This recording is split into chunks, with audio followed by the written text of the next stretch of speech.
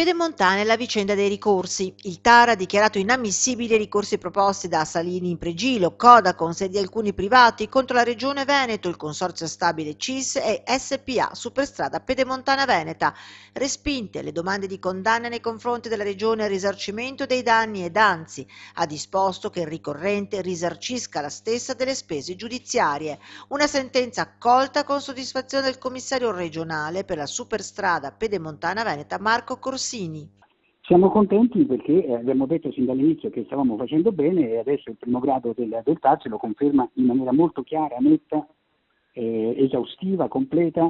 Insomma è una vittoria per la Regione a 360 gradi. La sentenza dice quello che noi abbiamo sostenuto sin dall'inizio, e cioè che l'intervento della Regione per rimettere in pista la finanza di progetto per la Pedemontana Veneta era corretto, giusto e virtuoso, che non c'erano le condizioni per dover sciogliere la concessione, che il rischio del traffico non è stato affatto spostato sul concedente pubblico ma era in capo alla Regione sin dall'inizio. I lavori proseguono con grande soddisfazione, hanno superato il 60% come percentuale di realizzazione, siamo sostanzialmente in linea con il cronoprogramma, non ci sono inciampi giudiziari come auspicato.